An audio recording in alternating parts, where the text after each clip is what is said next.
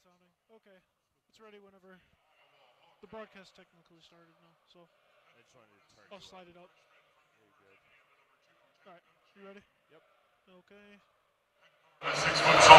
Good evening, happy Valentine's Day, and welcome to the Crisler Center and WCBN Sports' coverage of Michigan men's basketball. I'm Adam Rich and Sorensen, and we'll be bringing you the game tonight. Currently, the Iowa Hawkeyes starting lineups being announced. Tonight we'll see, starting at the guard positions, Jordan Bohannon and Isaiah Moss, and in the front court they'll be joined by Jack Nunge, Tyler Cook, and Luka. Bring you the Michigan lineup, but tonight, the number 22 ranked Wolverines at 20-7 on the year take on the 12-15 Iowa Hawkeyes. On the year, Michigan's 13-1 at home with their lone loss coming at the hands of the Purdue Boilermakers.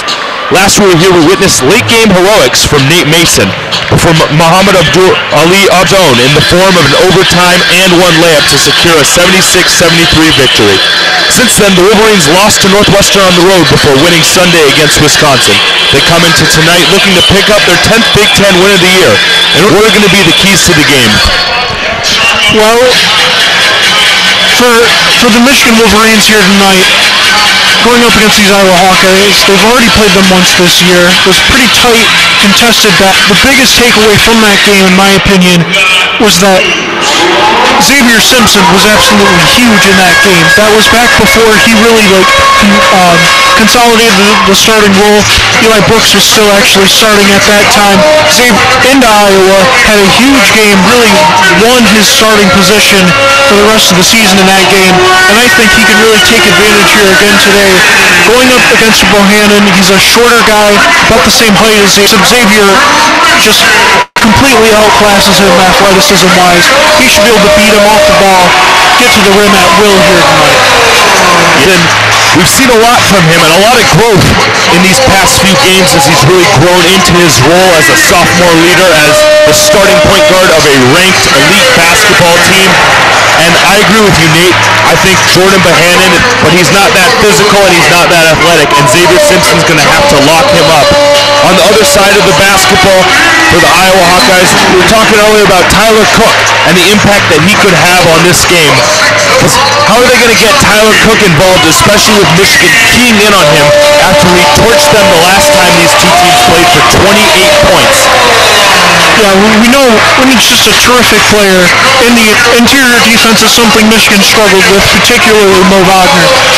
But something, again, as the season progressed, we've seen progression from Mo Wagner down low. He's rebounding better. He's playing post much better, especially pretty much ever since that huge win in East Lansing against Michigan State. I feel like Mo Wagner stepped up his defensive game, and that's really what we're going to need to see. Plus, another thing, the paint really get the three-point shots going. Iowa has plenty of shooters. I mean, pretty much their entire starting lineup has the ability to shoot besides Cook. If they can keep the outside shots from going in, they can focus knocking down the paint, and that's what they're going to need to do to stop Cook from getting Iowa here a chance to win this game. As the old saying goes, you live and die by the three ball, and that's something both these teams absolutely abide by. On the Michigan end, starting at the guard positions, Xavier Simpson and Muhammad Ali Abdul-Rahman. They'll be joined in the front court by Isaiah Livers, who's back after missing the last two games with an ankle injury, and Mo Wagner, who dealt with some ankle and foot injuries at the beginning of the year. We're now awaiting the tip-off here as BTN gets ready to broadcast this game, but we thank you for joining us here. Once again, we'd like to wish you a happy Valentine's Day, and we're looking forward to Michigan basketball. You know, Nate, this Sunday, a huge game coming up against Ohio State. It'll be broadcast here on WCBN Sports as well. Is this a trap game, a lesser Iowa opponent that's got the talent but's really struggled this year? You know, it very well could be. Obviously, Michigan, we've seen them struggle, getting some slow starts, kind of playing down to their opponents. But, you know, Iowa, they've already played them once this is getting into. They won that game. And plus, something we've seen, Iowa is really kind of limping into this game. They've given up just absolutely huge amounts of points in their last three games. I believe they gave up They get to Ohio State in their last matchup, 96 to Michigan State and 82 to Penn State. I just really think that Michigan should come out here and be able to score a ton of points. Iowa's just a weak defensive team overall. If Michigan comes out, their shots aren't falling early, though, that could be huge. That could maybe some confidence and let them get a chance to win this one. Yeah, a true contrast of styles we witnessed tonight. The slower-paced Michigan against the faster-paced Iowa, who really loves to run the floor and try and put points up. Undefeated when they've scored 80 or more. Here's the tip, and we're off. Won by the Wolverines, possessed by Wagner, over to Simpson, who brings it across the timeline. Kicks Abdul-Rahman, Michigan getting into their Princeton motion offense. We see Iowa come out in a 2-3 zone to start this game. Wing. Back up top to Simpson. Michigan patiently waiting. 13 on the clock. Livers down low to Wagner. Wagner baseline jumper. No good. Rebound Isaiah Moss, who will bring it up himself. Yeah, Michigan definitely was not ready for that 2-3 zone. They spun offense there, but really definitely were not expecting that. Nunge back out to Garza, working up top. Kicks over to Moss. Moss around, hedged up top by Wagner. Over to Nunge. Nunge drives by Matthews. Passes, bounds. Must have thought Moss was going to slide down. Cook was going to slide down to meet him, but no one to be found, and a turnover headed the other way for Michigan. Yeah, definitely just a miscommunication there. Now as Iowa's going with a full court press here, trying to get something going here early in this one. And for a team that's just going to want to give a lot of different looks to keep the offense out of rhythm and off balance. But they settle back into that 2-3, 15 left on the shot clock. We hit the 19-minute mark. Pass inside Matthews. Matthews spins. Might have hauled. Kick back out to Livers. Livers to Simpson. Swings Abdul-Rahman. 5 left on the shot clock. Abdul-Rahman jab stepping. Drives baseline. Puts up a tough shot. Short air ball. Rebound Wagner. But that's going to be a shot clock violation. Headed the other way. First turnover of the game for Michigan. That is second in the nation with the fewest turnovers. The second fewest turnovers per game.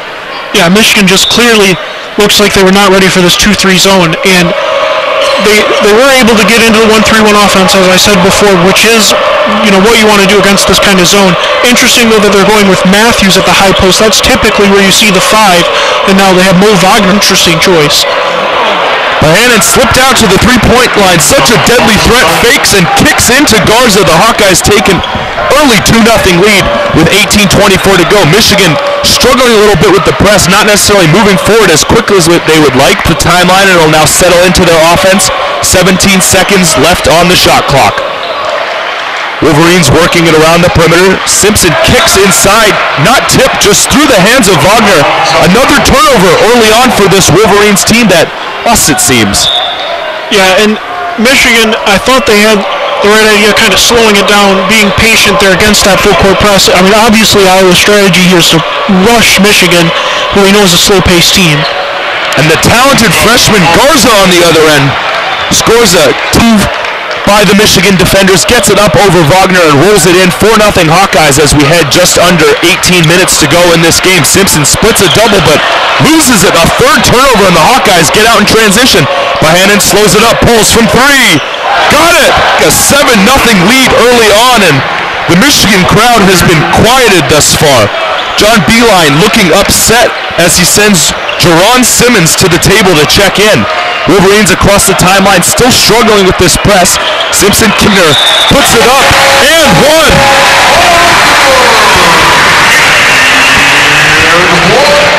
Yeah, finally, Michigan just able to take care of the ball. They're kind of tried to rush the last couple of possessions. That's just not Michigan's game. They're really at their best when they're slowing it down, evaluating all their options and making smart plays. So far, this full court press by the Iowa Hawkeyes has given them a lot of trouble. And Wagner at the line. We've seen a lot of struggles this year from the Michigan team, and right on cue, they continue. Wagner, a typically good free throw shooter, leaves one short, and the Hawkeyes come back the other way, up 7-2 with 17:15 to go. Nunge dribbling out wide. Swings to a cutting Moss. Moss, the floater, gets it to go over Wagner, who can't quite step up in time as Abdul-Rahman got burned. And Michigan's going to have to deal with this press again after a made basket. Yeah, and that's going to be something Michigan needs to focus on more here. We know Iowa can make buckets from getting going in transition. Matthews swings, Livers from the corner. 3 ball. quickly rushes it up on the other end. Garza up top looking to drive. Stripped but gets it back. Back out to Nunch, who gets picked off by Matthews. Matthews looking to make a move. Can't get it to go. Livers the rebound. No. Back to Matthews underneath. Swatted by Jack Nunch. Iowa coming back the other way. Rockman on him. He loses it. And Rockman picks it up going the other way.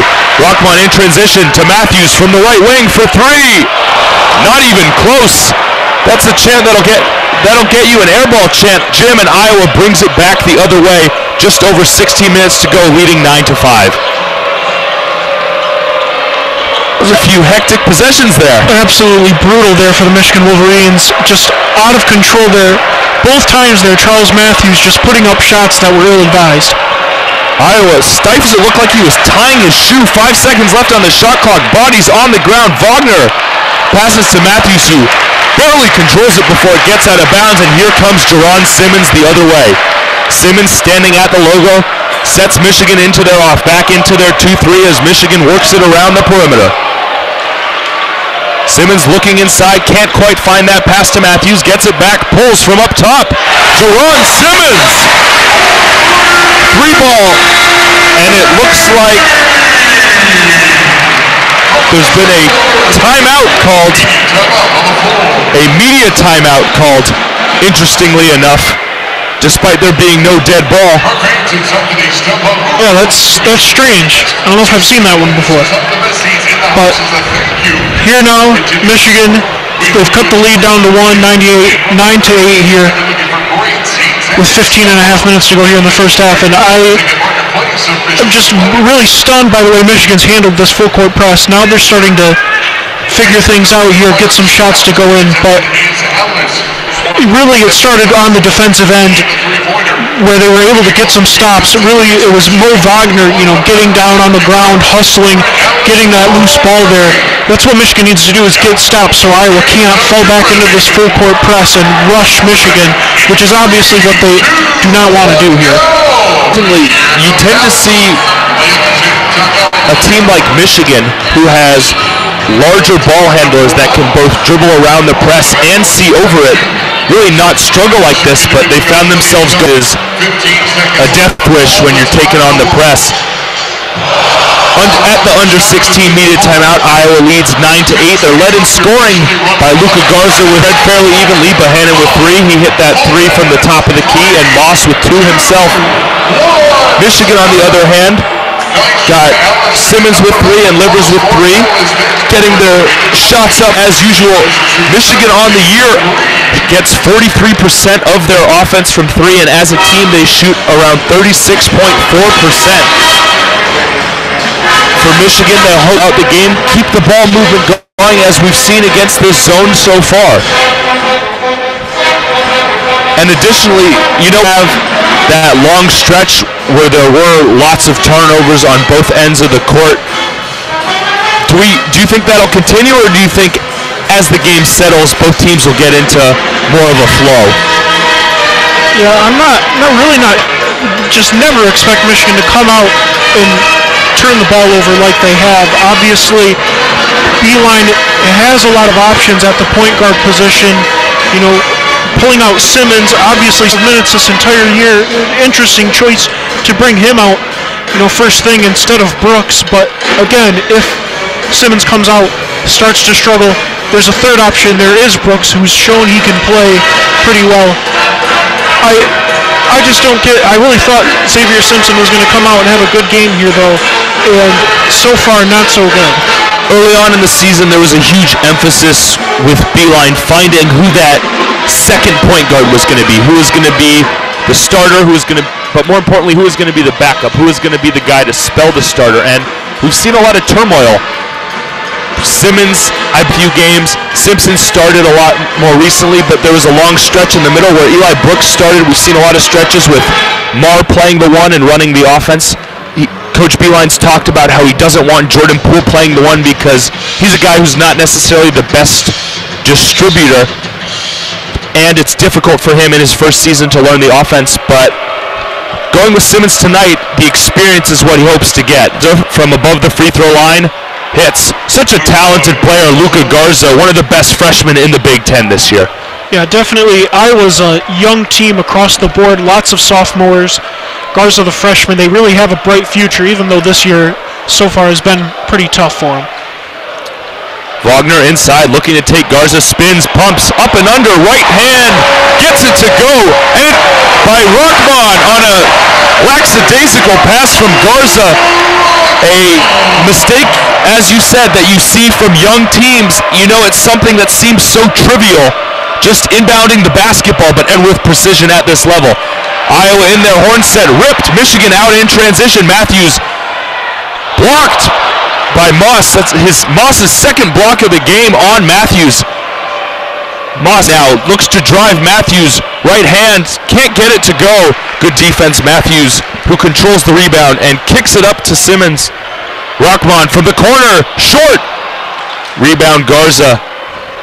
The hectic pace continues here as the power forward, Tyler Cook, brings it quickly up the court, kicks to the corner to Moss. A little sloppy passing from the Hawkeyes, but Bohannon controls up top, who feeds inside to Garza on the block. Spins right, guarded by Wagner, can't get it to go. Rebound Nunn, stripped. Simmons coming up the court, running the break. Tries to get it by Moss, but throws it off his foot. Not a kick ball because it wasn't intentional. Bohannon up to Moss, who hits the three for the Hawkeyes to put them up 14-12 with 13:45. He kind of looked like Nate Stanley, the Hawkeye quarterback. Yeah, beautiful pass, but again, caused by the Michigan turnover there. Again, Michigan has had, these aren't necessarily ill-advised fast breaks they're going out on, but really I would like to see them slow down the pace. Pushing the pace really favors this Iowa team. Robinson from three, can't get it to go. We've seen the Iowa zone hasn't really stepped up on shooters. They seem more focused on not allowing the interior pass. Nunge now for three off a pass from Bohannon. Short rebound Simmons, who's bringing it up quickly. Sees Rockman streaking up ahead. The finger roll finish. The game up at 14 with 13:06 to go. Bohannon quickly across the timeline, up on the right wing near the Michigan bench. Waits for the ball screen from Garza, comes around it on the left. Hedged by Wagner, who can't quite get the steal. Garza driving, stops around. Bohannon up top. Back over to Garza. Garza from three. Rims out. Yeah, lucky play that shot didn't go in right there.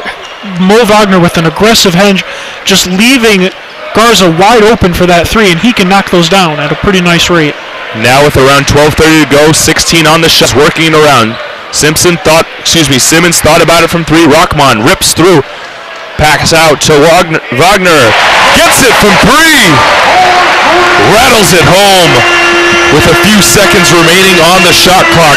Wolverines. Bohannon on the other end, a deep, ill-advised three early in the shot clock. And as Matthews comes down with the rebound, he's undercut by Jack Nunge, who will pick up his first foul of the game. We have a whole bunch of subs coming in now. Oh yeah, with that the Hawkeyes will sub in Nicholas Spare, Maish Daly, and Brady Ellingson, and Cordell Pemps. The Hawkeyes actually just went with a full five-man sub. They bring in Kreiner as well. Jordan Poole checks into the game for Abdul Rahman. Duncan Robinson checked in earlier for Livers, and now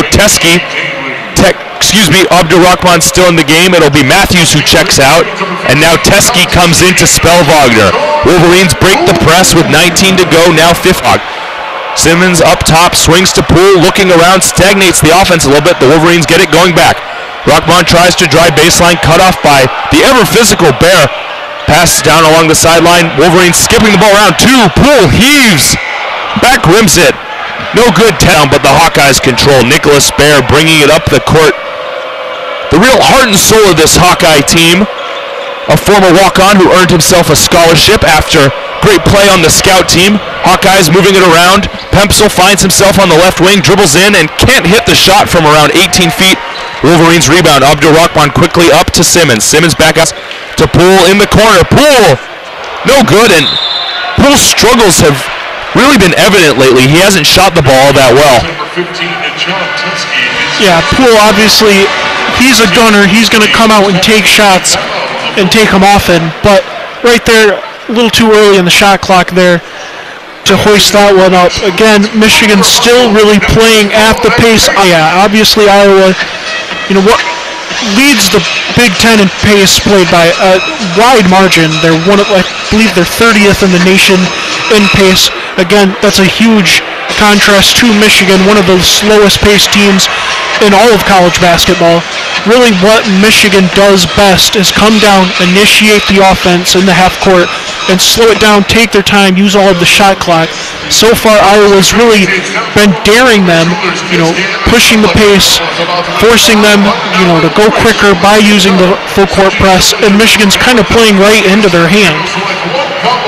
Well, it seems like Michigan, as you said, has really picked up Iowa's pace of play, and what's surprising has been, in interviews, John Beilein said he wants this team to get out and run. It's just a matter of often they don't. He threw some jabs at Mo Wagner and talked about how Mo loves to set ball screens about 75 feet from the basket, and that really tends to stagnate them on the break, where a guy like Wagner can be so deadly hitting the trail three when the defense sags, trying to prevent layups. And nice to see this team getting out in transition. It's just based on the sloppiness we've seen so far, it seems like this is a team that's better suited to play in the half-court set where they run that beautiful Princeton offense.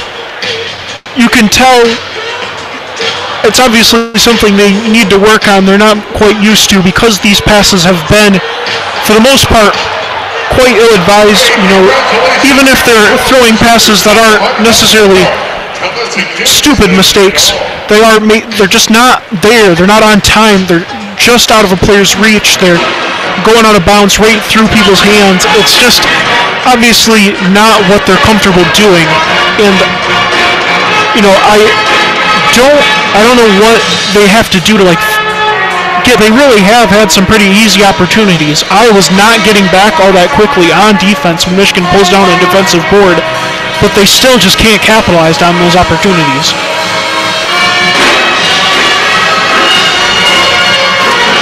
For Michigan, leading 17-14 at this point.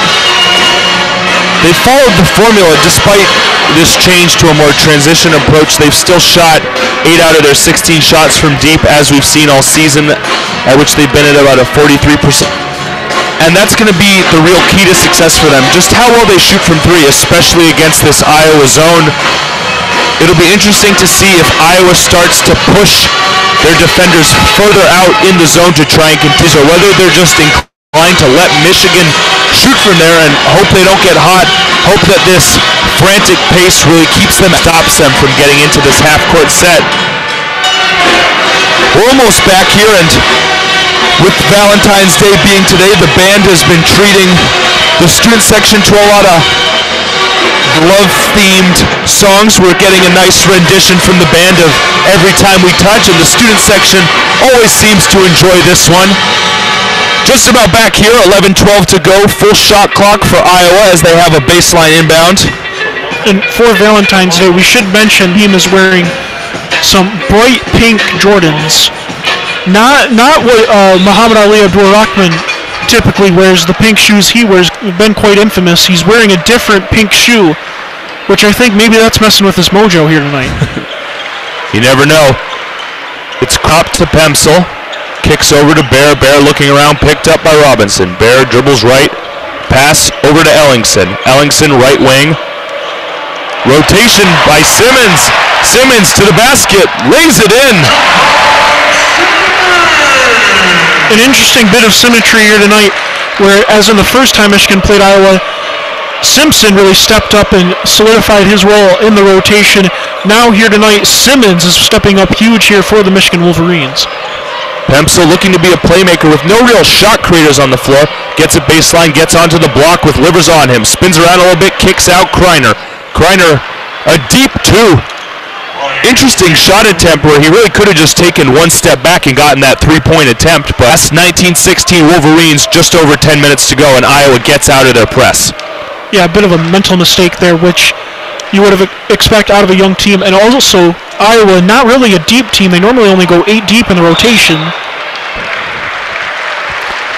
On the last possession, Michigan feeds inside to Teskey, who the defense forced him right, but he went right anyways. Didn't really try and get around it, threw up a hook shot, but luckily for the Wolverines, a foul picked up after on the rebound.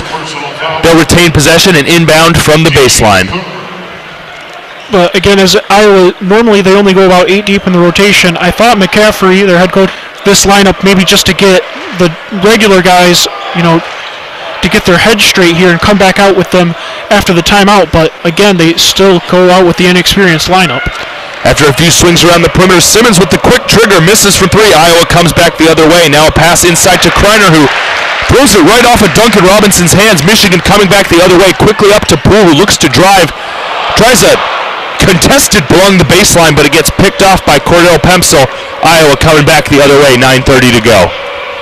Daly just at the logo, tries to drive, picked up by Simmons, who's playing him physically. Daly down onto the low block, kicks up to Crisler. Crisler over to Bear, who turns the corner.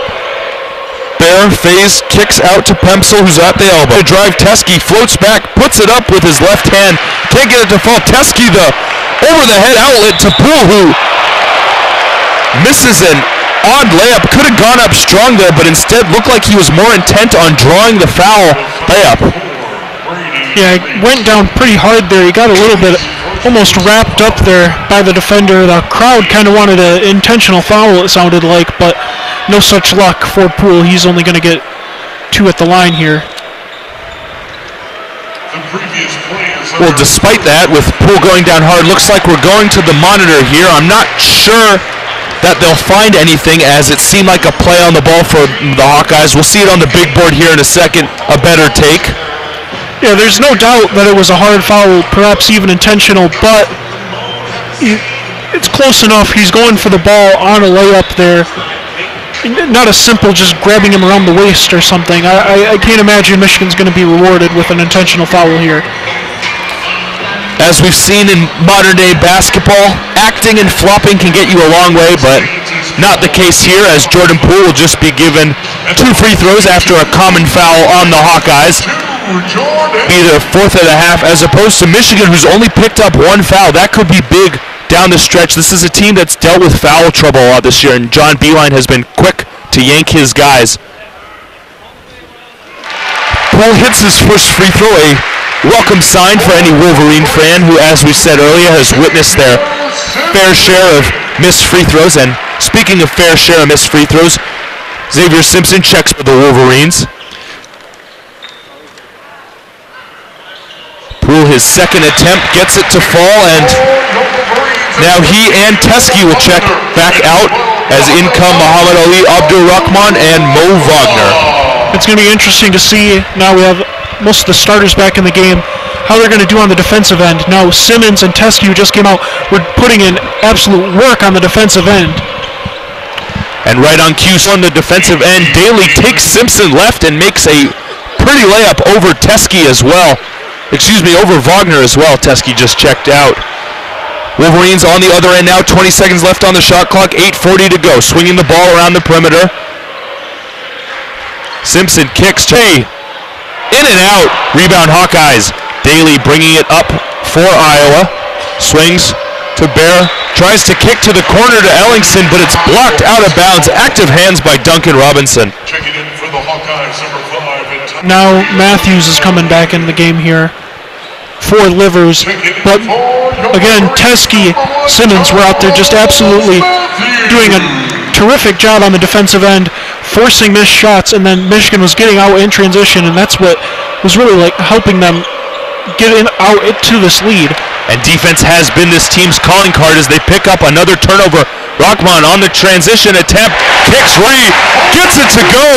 24-18 Wolverines with just over 8 to go. Hawkeyes quickly up the court by hand and finds Pemsel cutting to the hoop. No good. Cook rebound, goes up with his left as he seemingly pushed Robbies it in with the left and gets the and one. He'll go to the line for a chance for one more. And there you go. That's only Cook's first attempt for the game. He is this team's leading scorer. He absolutely had a terrific game against Michigan, their first matchup. And as we were saying, Michigan didn't have a whole lot of fouls because Iowa had been settling for jump shots, because really the only guy who can score inside the paint is Cook, who had just not shot the ball yet. Free throw rims out for Cook. Wolverines slowly up the court. As we said, Iowa gotten out of their press despite the initial success it had, I guess off of missed baskets, no point, figuring Michigan can break it more easily. The Wolverines now swinging the ball around the perimeter, 15 to go on the shot clock. Rocky Travel tries to step through, and the Wolverines get it back out. Matthews drives, 10, floater from the elbow, rims out. Rebound Wagner, full shot clock for the Wolverines. Rockman looks to drive. Behind the back, fancy pass to Robinson, who can't quite handle it. Matthews, Rockman, now to Robinson. Robinson, deep three, gets it to go. The former D3 player from Williams College, Duncan Robinson, with his second three of the night as the Hawkeyes come back the other end. A little bit of inside out with kicks out to Cook, who's not much of a threat from out there. And now Cook hands off to Daly. Daly dribbling left to Pemsel, who puts himself on the block with Matthews on him. Goes up, swatted by the much skinny one. The Wolverines bring it back the other way. Rockman finds Matthews, who slams it home in transition. And the Wolverines take a 29-20 lead with just under 7 to go. Yeah, it's interesting right now. And is matched up on Cook on the defensive end. That's a matchup that should make any Michigan fan sweat. And so far, Iowa just has not even tried to exploit it. That would be something, if I see Cook is being guarded by Duncan Robinson, I am immediately calling for him to get the ball, go in isolation, get down in the post, and really just back down Duncan Robinson, who is much skinnier, much less, just really overall not a great defensive player. And I'm sure Iowa would love to get Cook those attempts inside. The only problem is they've had a turnover on a third of their possessions. That's now 9 turnovers in 20 possessions. That's an atrocious number for a rec league team, and Coach Fran McCaffrey cannot be happy. A guy that in the past we've seen an extreme temper from at times, often with the referees, but sometimes from his players as well. We've seen him snap clipboards. We've seen him knock Big Ten documents off of the scores table. We've seen the whole gauntlet of emotions from Fran McCaffrey. A certainly interesting man to watch from a broadcaster's perspective, but he cannot be happy with this Iowa percent from the floor right now. 9 of 18 from the field, 2 of 5 from deep. They just have 6 less attempts than Michigan from the floor, and that's why they find themselves in a 9-point hole with 6:53 to go. Yeah, the antics of McCaffrey quite reminiscent of another Big Ten legend, Bobby Knight. But I can't believe, though, so far here, Iowa, they're really kind of forced Michigan to play the kind of game they want to play, pushing the pace, really getting Michigan out of their comfort zone. They really have they look like almost the team that is uncomfortable playing with the pace up. You're out of sorts here. They really can't even execute on pretty simple passes. It's really an odd sight. Yeah, as we were saying before, an Iowa team that loves to push the pace, a true polar opposite of what we've seen from this Michigan season, but Michigan has shown an ability to adapt. They've forced a ton of turnovers on the defensive end of the ball, and sure, some of them have been because Iowa's gone for some tough contested passes, but as we've seen, Michigan's calling card this year is on the defensive end. Their hands are always active, always up in shooters' faces and in the passing lanes. In terms of KenPom, this is a team that is ranked 26th in defensive efficiency, inching up per 100 possessions. In terms of just raw points given up per game, Michigan's 13th in the nation, and a lot of that can be attested to this physical ball pressure defense that we've seen all season long, and we've seen loads of tonight. Rattled this Iowa team that has been able to play at their pace, just not at the level that they've been accustomed to all season long. Yeah, and you really see Michigan's length really had no impact on this game.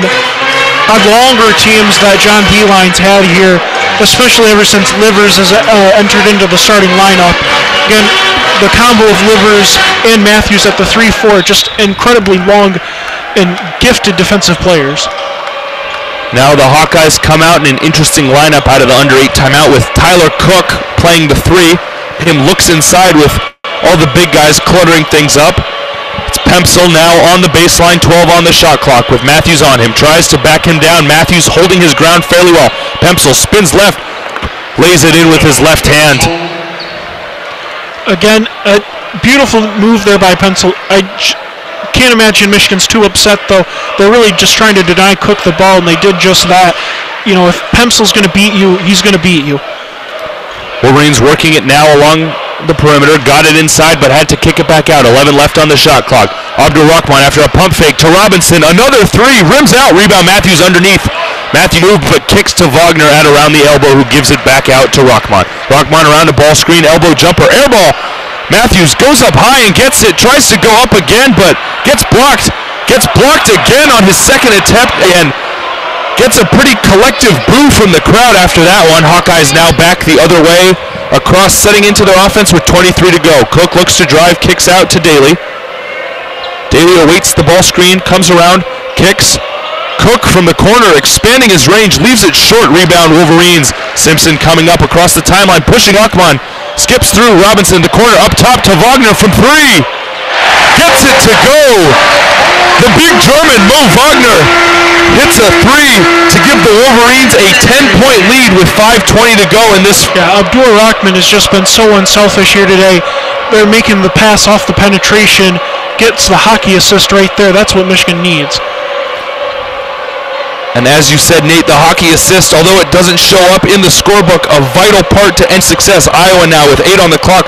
The high-low action into Cook with Robinson on him. Wagner helps, gets a misses. Cook goes up again, misses again. Tipped by Pemsel, but it appeared to be no. Last touch by Pemsel, headed back the other way. Going to be Wolverines' possession. Pemsel arguing with potentially the ref and potentially Wagner, but Coach McCaffrey yelling at him, and he'll draw the collective ire of the Michigan, throwing up their hands in jest and giving an ole of sorts to mock McCaffrey, always vocal. Interesting, it looked like the ref was almost trying to break up a fight there. I didn't see any really too much of an argument going on. That was an odd sight. Yeah, the only disadvantage up here is you can't hear what's being said as Michigan works the ball around with 15 to go on the shot clock. Robinson signaling for people to motion. Now it's Rahman in the corner to Matthews. Contested three. Can't get it to go, but Wagner crushes hard, puts it up, leaves it short. Hit iron as Iowa comes back the other way. Just over 4 minutes to go. 32-22 Michigan. Yeah. Cook tries to drive. Looked like he pushed off a little bit, but the foul is going to be picked up. Blocking foul against Duncan Robinson as Cook beat him to the spot with the dribble, and more boos from this. People in the crowd signaling travel, but the referees seem to not care as they'll award possession to Iowa off of the foul. Only Michigan's third of the half, though. Iowa the deep inbound to Pemsel, who hands off to Daly. Haven't seen a lot of Isaiah Moss recently, even though he doesn't have any fouls. It's Daly up top to Garza around the elbow. Pumps, gets Wagner, gives it down low to Cook. With Robinson on, go to work, 6 on the shot clock. Spins left, pushed out by Robinson. Can't get it to go. Garza underneath, push Wagner out of the way and picks up a foul. That's going to be Garza's second personal as we now head to the under 4 media timeout. 3:58 left to go in the first. Wolverines lead 32-22. So far here in the first half, Duncan Robinson is just having a heck of a ball game all around. He's just playing absolutely incredibly on the defensive end. He's been matched up on Cook, who, again, is an incredible player. He had, I believe, what was it? 28 points, yeah, the last time Wolverines. But really, Iowa hasn't even been looking to get him the ball that often. When he does get the ball, Duncan Robinson's pretty much just locking him up. Obviously, that's been, he's gotten some help. Mo Wagner's been doing a good job coming over, helping off the weak side to double team when he gets down in the paint. But really, Duncan Robinson's been doing just a great job. And then that's not even mentioning his contributions on the offensive end. He's 2 of 4, all from the 3-point line. Just a heck of a game from Duncan, who really hasn't had as great of a season, as certainly not as good as my opinion, at least, but just a strong game from him. Hopefully this gets him going strong here to close out this regular season. And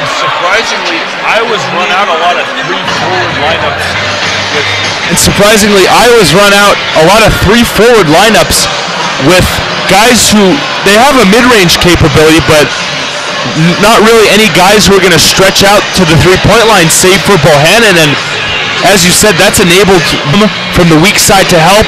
It's enabled whoever's been guarding in the weak side corner to slot down and pick up Wagner's man, and Coach Beeline has no problem leaving a guy like Cordell Pemsel in the corner, a guy who does not shoot threes, and it'll be interesting to see if Fran McCaffrey switches to a three-guard. The only issue is Iowa just doesn't really have any depth at the guard position, especially with Brady Ellington's struggles this year. He played a lot earlier in the year, but recently his minutes have been really limited as he shoots the ball, which is his usual calling card, and he's struggling on the defensive side where he's never really been that great. Getting back to Robinson, this has to be what Coach Beeline and his staff expected at the beginning of the year. You know, with Livers being out the past 2 games, Robinson he's had more of an opportunity to get into a rhythm, wouldn't you say? And you can see that carrying through here, where he's played so well, as you said, on both ends of the court.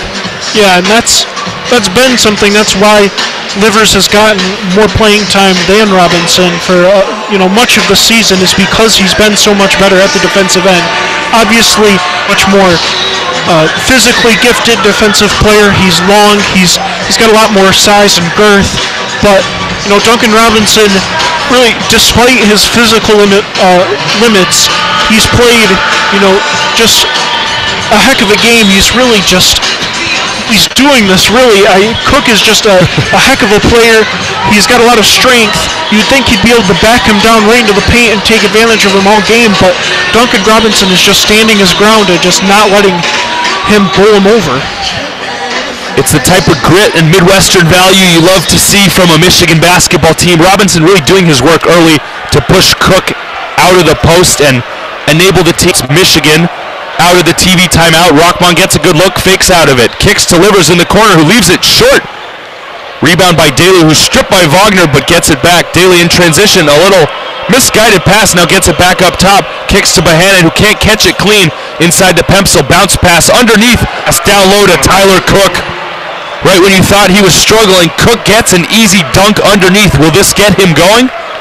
I don't know. That was just excellent ball movement there by Iowa. They've been going with a lot of one-on-one isolation, some back-to-the-basket post-ups. But right there, I think that's more just a product of good ball movement. On the other end, after Michigan works it around into Livers in the corner, who is fairly unguarded. Seems like Iowa's content that tries to drive baseline, gets cut off and throws it off of a Hawkeye player. The Wolverines will retain possession with 3:13 left to go, 12 remaining on the shot clock. Abdul Rahman to trigger the inbound. Struggling a little bit, almost at that 5 count, but gets it out to the logo to Simmons. Simmons calls for the ball screen up top, 6 left. Over to Robinson, back to Simmons to Wagner. Wagner fumbles the ball, fadeaway 3. That was at least 5 feet short of the basket. You got to do what you got to do with the second left on the shot clock, and now it's the Hawkeyes on the other end. Pemsel working inside on Wagner, but can't get it. It's outside to Cook, guarded by Robinson still, not really working to get inside. Bohannon dribbling up top, 14 left on the shot clock. Bohannon at the logo Hawkeyes, getting into a little bit of a blob underneath. Pass at the high elbow, up top, 4 seconds left. Bohannon inside, missed underneath by Cook, can't get it to touch anything. Shot clock violation. 2 long, strugglesome sets. Ends for both teams as Michigan leads 32-24 with 2:30 to go. Yeah, and that was just an excellent defensive possession there by the Wolverines. The entire time I was trying to set up that set, Simmons was just absolutely hounding Bohannon, just was not comfortable for 1 second there, and I just love the game Simmons has had here tonight. Michigan working the ball around, a lot of entries to the corner, but now it's Robinson from 3, and Nate, we have seen something special tonight, what most Michigan fans expect, and I can't keep this man's name out of my mouth. Duncan Robinson, another excellent play, fronting in the post with the taller Pemsel inside. Gets a the other way, working around underneath. Now Wagner up top after a few swings, in and out. Should have got it to Robinson there. He's had the hot hand lately. Bohannon coming up the other way, 1:30 to go. Pass inside to Cook, who's fouled by Wagner, and with Robinson, the two-way brilliance just keeps on coming. Foul is number 13, again, it starts, he comes out, Livers comes out, Robinson takes a seat, Livers has a couple of bad possessions, Beeline goes right back to Robinson. You could tell he was just itching to get back out there because comes out and just makes his impact felt right away. And even though at this point in the year Livers has so much experience under his belt, there really is no match for a guy like Robinson, experience he has. Now it's Pemsel, 20 on the shot clock, tries to take Wagner baseline, almost travels underneath, Teske, and Teske smothers him underneath in transition. Rockman the lob to Matthews. Matthews undercut by Daly where he has, No shot foul is on the floor. that foul will be on the floor as it was on the lob and Matthews was never in the shooting motion. Matthews trying to argue that he was in the act of shooting, but the referees are not buying it. He petitions them to look up at the, alas, the Wolverines will have to inbound underneath with 1:24 to go, 26 left on the shot clock. And I know exactly where Matthews is coming from. This is a rule in the NBA as well. Once you're receiving a lob, you are not considered a shooter. And you see, if you're a Detroit Pistons fan, you see Andre Drummond fall victim to that pretty much every night. It's a strange rule. As more and more lobs are in the game, you would think that they'd get more protection for the lob finishers. And Robinson's hot night, but takes a little bit of a back seat as he gets swatted by Cook on the floater inside, but back on the other end, Moss will miss a quick three for the Hawkeyes. Wolverines bring it back as we tick into the seconds here in this first half. Robinson, again, outside of the zone to Matthews, knocked out of bounds by Cook, who's had his number on these last two defensive sets, but the Wolverines will now have 50 seconds left in the first half with 22 to go. You going 2 for 1 here, Nate? You got it. And with plenty of time here, Michigan can kind of, get a few passes and still end up with a 2 for 1. Wolverines working around, now 11 on the shot clock. Abdul Rahman trying to take by hand and kicks Matthews to the corner. Matthews easily around Pemsel, lays it in, finger roll with the right hand, but assuming Iowa takes the whole clock here, Michigan not really going to have the opportunity, especially as the clock winds after a made basket in college basketball. Here's Bohannon on the opposites, dribbling up top. Right around the logo, letting the clock tick down. 12 to go, Hawkeyes stagnant. Bohannon around a screen. Student section counting out the fake shot clock count. They trick Moss, who puts it up with 5 to go. Tough shot, 3 seconds. Matthews coming up quickly. Kicks Rockman. Rockman deep three. In and out.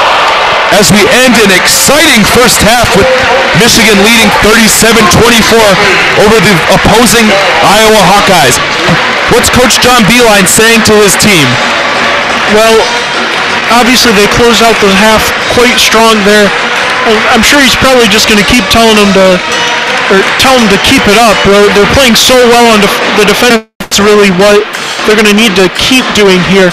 Obviously Michigan is a strong defensive team, but this has been a particularly impressive showing. Iowa has shown they can put up some points. They've scored quite well in their past few games. They've been shutting them down here. And again, it all starts with who else? Duncan Robinson. I mean, I guess I would think a lot of guys before Duncan Robinson, but his heart, his determination on the defensive end here tonight has been something to watch, and it's been really, fueling this Michigan team. And getting back to that heart and determination, Livers started this game, but Robinson started the past two, and as you said, he's been playing so excellently. It's actually made us overlook the fact that Charles Matthews is 2 of 10 from the floor. But do you expect Duncan to start the second half as Coach Beeline looks to put away this pesky Hawkeye team? Yeah, I would think that Beeline's going to keep going with him. He's so hot right now. It'd be interesting to see him come in, maybe possibly play the 3, have Livers at the 4 with Matthews struggles, but Matthews has struggled shooting the ball. 2 for 10 obviously is not good, but still, he's a guy, even when he's not scoring, he plays so hard. He's crashing the boards. He's got 7 of them. He's playing incredibly hard on the defensive end. He has, I believe, he's really playing well down low in the post on the defensive end. He's going to keep earning himself more minutes on the floor just through his defensive effort. Certainly a player to be considered an X factor down the stretch as the Wolverines look to lock up a berth in the NCAA tourney, improve their seed, and before that even, the Big Ten tournament, where they'll have optimally a few chances at marquee wins, those quadrant one wins that are so important this year. In the first half, for the Wolverines, Wagner with 10, Robinson with 9. On the other end for the Hawkeyes, they were led by Luca Garza with 6 and Isaiah Moss with 5. And before we head to a quick break during this halftime period, Michigan's a team that they do have one quadrant one win, I believe, maybe two. They have that big win at Michigan State. And obviously, they had those 2 near wins at Purdue that were so big, but the committee doesn't really look at near wins and near losses and more near losses for this Wolverines team. But besides the fact that they have these close games, just looking at pure wins and losses and the general resume, if the season were to end today, where do you see this Michigan team at in the tournament, seeding-wise? You know, they've been hovering right around, I believe, anywhere from the 8 to 11 range. There's just wildly different projections you see from Michigan. I would expect them to be, you know, somewhere right around a 10 or 11.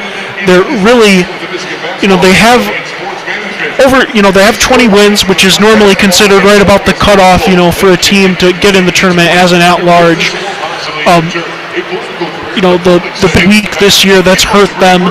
They haven't played exceptionally well, you know, they've not taken care of business against some Big Ten opponents that really they should beat handedly, and that's really going to hurt them here at the end. But again, we've all kind of been, you know, biting our fingernails, wondering, you know, how is Michigan going to be a bubble team here at the end, but kind of forgetting there's still that Big Ten tournament at the end of the year. And, you know, obviously that plane crash or near, you know, plane accident that, you know, as they were going to the Big Ten tournament fueled them to that Big Ten victory or Big Ten tournament victory. I still believe they can win that without some kind of crazy manufactured controversy. I mean, obviously they've played Purdue tight in both games that they've played. They beat Michigan State in East Lansing in absolutely one of the most hostile environments in all of college basketball. You know, I would not count this Michigan basketball team out to win the Big Ten tournament and really help their NCAA tournament resume. Definitely a few important games down the stretch. Obviously, this one tonight that Michigan has taken care of thus far, but Ohio State, number 8 in the country, on Sunday, another chance at a huge marquee win, and then 2 road games against Maryland and Penn State. I believe against Maryland, a chance at a quadrant one win as their top 70 road wins do count towards quadrant one. So that'll be interesting to see. A lot of intrigue with this Michigan team coming up, heading into the final stretch and into the Big Ten tournament. Once again, Adam Rich and Nate Sorensen. We're about to be joined by Teo Mackey, who will sub in for me. Michigan leads 37-24 over the Iowa Hawkeyes here on WCBN Sports. Thanks for listening in. We'll be back real soon.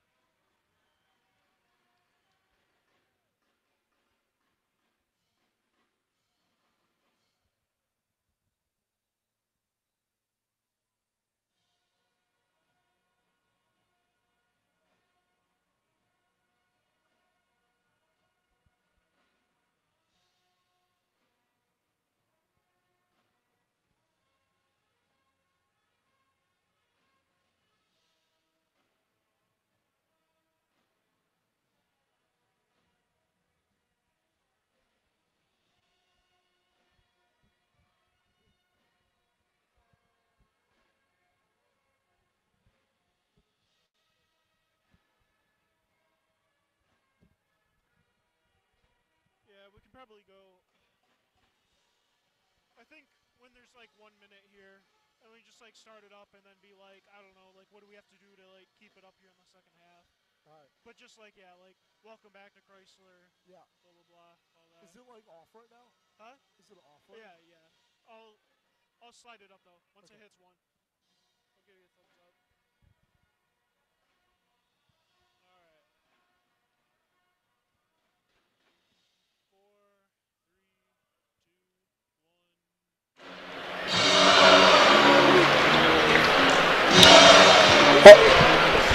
Here at the Crisler Center for the second half of Michigan and Iowa. The Wolverines up 37-24. 46 seconds to go until the second half tips off here at Crisler. Wolverines looking for their 21st win of the year. Only 8th season in the Beeline era of 20-plus wins for the Wolverines. And barring a catastrophic second half here, they'll avoid what was the worst potential loss. Going forward, only home against Ohio State, at Maryland, and at Penn State. No real bad losses. And even the 21-10 Michigan team is probably looking on the right side of the bubble going into the Big Ten tournament.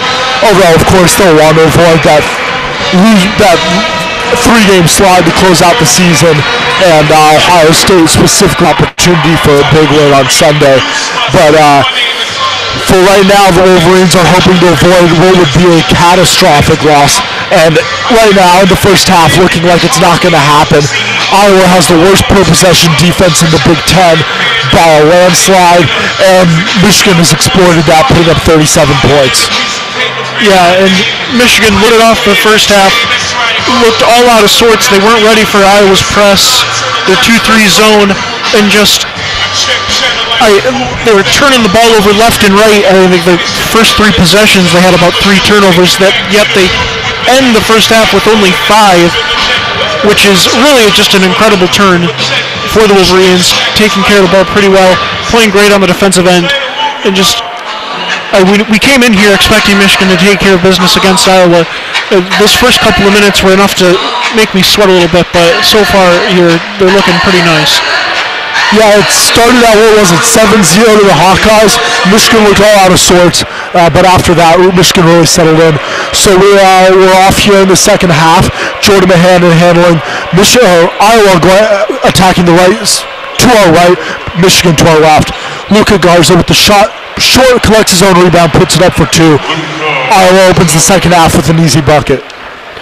Xavier Simpson back in the game, starting the second half at point guard, takes it across to Isaiah Rivers, back in the game for Duncan Robinson, who had a great first half. Back to Matthews, top of the key, to Rockman on the left, back to Matthews, working inside, loses control, but Garza tried to control it, and it's out on Iowa. Michigan will retain possession with 14 seconds to go on the shot clock. Yeah, Iowa back in that 2-3 zone. Michigan, they looked like they really figured it out there by the end of the first half. Hopefully they can continue to do the same here. Simpson struggles to get the inbounds, has to throw a full court baseball pass the wrong way to Rockman, who takes it back across, 9 seconds to go. Simpson tries to cut into Rockman, looks for the 3, slipped, puts up a wild shot, but it goes. And it will be Mahan taking up the court for Iowa. Mahan dribbling by the logo, working on Simpson.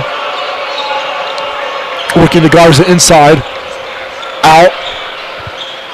The 3 is just long from Nudge. Iowa collects the rebound, back to Nudge, goes up again. Can't get it to go. Garza, they're bubbling it around. Simpson has it. Michigan looking to break. Simpson will take it out, though. Had nothing. Passing around on the perimeter. Wagner for 3. Just long. And the long rebound is corralled by the Hawkeyes. Yeah, hopefully now Michigan can get better on the defensive end. They're allowing a lot of pressure or internal drives here. And speaking of internal drives, on that last Iowa possession, Tyler Cook had an easy look to go to the basket. Was fouled, so he's heading to the line. It was on the floor. So it's Hawkeye's ball. But again, easy. It was too easy there for Iowa to get something going to the basket. ball's inbounded. Moss on the perimeter working on Robinson. Robinson back in for Livers after a strong first half. Robinson has 9 points. Cook working inside on Matthews. Matthews, it's a foul on the floor. Just tried to reach in and break up that pass, but caught Cook's arm. Yeah, definitely. Iowa's been a lot more aggressive here on the offensive end, really attacking the basket and putting the pressure on this Michigan defense. And so far, Michigan also having a little bit of trouble on the defensive glass. Yeah, pretty much. Here's an easy look inside to Garza, who was that was Isaiah Moss. Just had a super easy pass to Garza. Had no defense at all by Michigan. Michigan defense looking out of sorts here to start the second half, and as Nate said, Iowa's few misses have been easily collected for offensive rebounds. Here's Wagner working inside on Garza, looking right, spinning left, and gets the basket. Good move by Wagner. It's one of the few players in all of college basketball that can make those kinds of moves in the post. Especially on a solid big man like Luka Garza, who's been one of the best big freshmen in the conference this season. Here's Garza working again and fights through traffic to get it to go for two. Yeah, so far here, Michigan, the defensive intensity that they had to end that first half has just not been here. You know, Wagner was doing such a great job protecting the rim. So far, just been lackadaisical here. Yeah. On that possession, Wagner had the ball by the free throw line, tried to force it inside to Matthews. Matthews, it looked like he had it, but he was fouled and the ball knocked out of bounds. I guess it was Garza on the foul. That'll be Michigan basketball. First foul of the half for Iowa. They called it a shooting foul, I guess. I guess Matthews was trying to go up for two immediately after the pass from Wagner inside.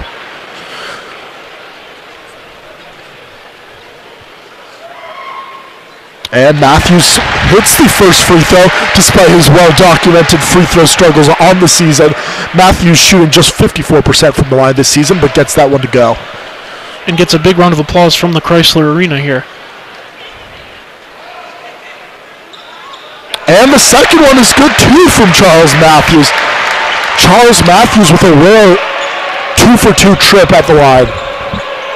And got about near a standing ovation here from the fans. Absolutely incredible stuff. As basketball again. Nunge working on Matthews on the perimeter. Across to Moss, and it looks like there's a foul on Duncan Robinson inside. Drawing heavy boos from the Crisler Center crowd. That's Robinson's second foul of the day. Just a movement foul there.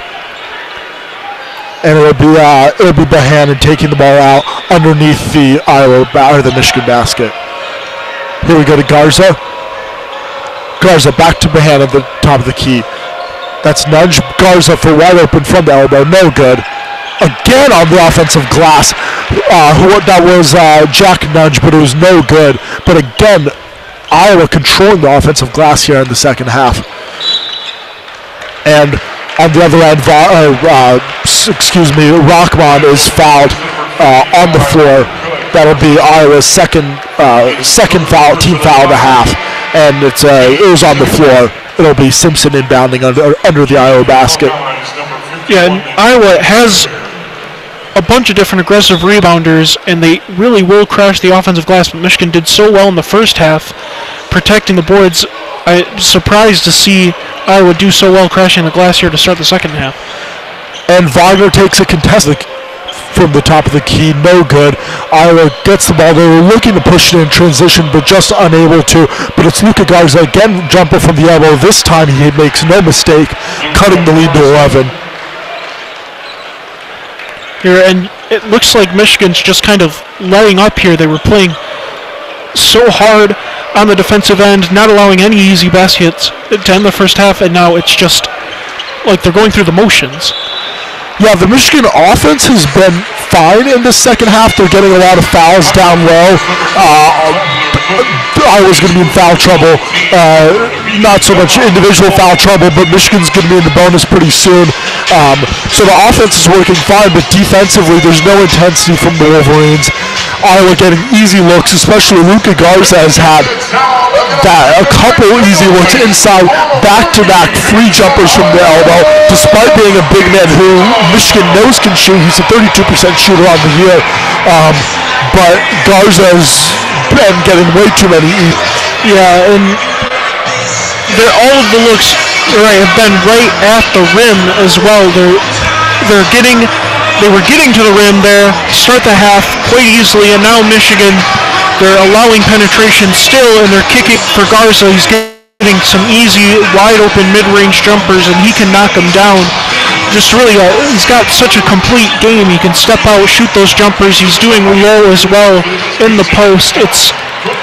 He's really an impressive game from the freshman, going up against one of the best big men in the Big Ten, at least in my opinion. I'm a bit biased in Mo Wagner, but Mo Wagner's really got to step it up here. He was doing a good job protecting the rim, and really it was the entire team. Duncan Robinson playing pretty much the game of his life on the defensive end. Matthews was doing so well, pressuring the ball, and just nothing's going here. I'm surprised John Beilein hasn't tried to switch it up here a little bit, maybe bring in as well. Was just an absolute pest on the defensive end, pressuring Bohannon the entire game here so far, just not allowing anything easy for Iowa, which again, everything's been easy for them. They've been very comfortable, they've been running their offense, and just without much pressure from Michigan, they're just really taking their time and getting easy looks. Yeah, you mentioned it from Jerron Simmons. That first half from Simmons was one of his most impressive halves, if not his most impressive half of the season. I'm surprised we haven't seen him yet, but as you said, with Michigan's defensive struggles those first 4 minutes, 24 seconds, I would not be surprised at all to see Jerron Simmons check into the game. You could also see John Teskey. I really don't know what Beilein's gonna do here, but he's got to do something because Michigan's defense is not working right now. They're still up 11. They're fine.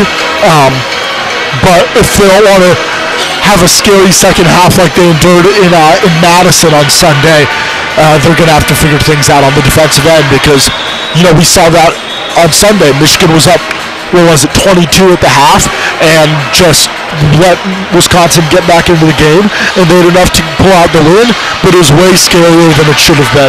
That's a good point, and it is pretty much about the same thing here. Obviously Michigan's still 11-point margin. It's still a comfortable lead. It's just the way they're playing. It just doesn't look like nearly the same intensity that we saw before. It's really, I can't say it any other way than they're just like going through the motions right now. Yeah, that is a very good way to put it. All right, we're back here. 15 minutes to go. Michigan leading 43-32 at the Crisler Center. Same five out on the floor for Michigan. Inside to Wagner. Wagner for the three. Off the glass. It's good. And we'll take up the floor for Iowa. Working on Xavier Simpson.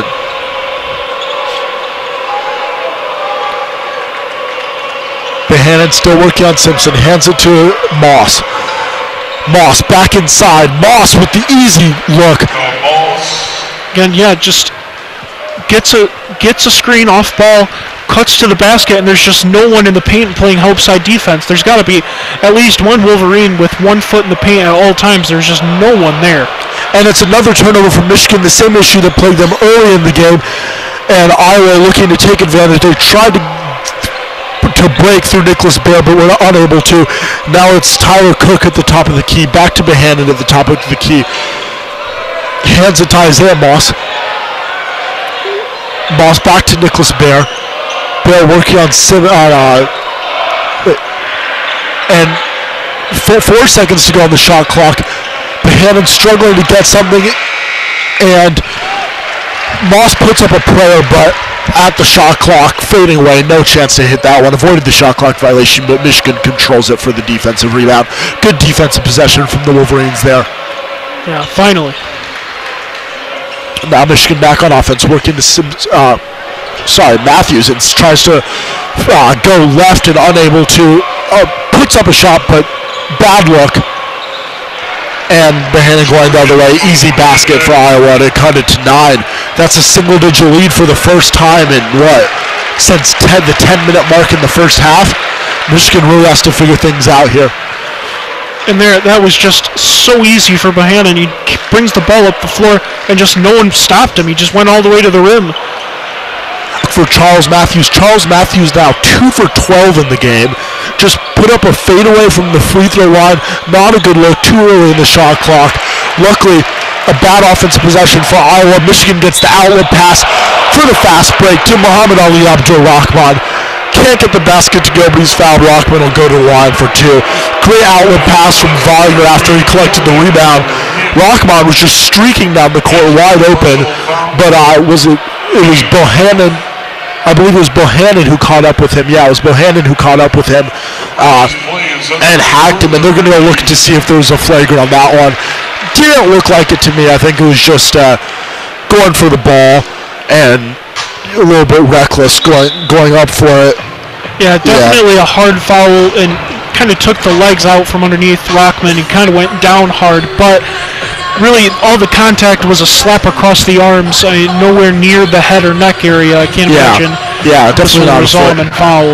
Yeah, that was a great outlet from Wagner. Collected the rebound off of a wayward Iowa shot, and Rockman was streaking down the right side. Wagner with a great baseball pass to hit him in stride and ensure that Michigan would at the very least be going to the line for a chance for 2. Here's Rockman shooting for 2.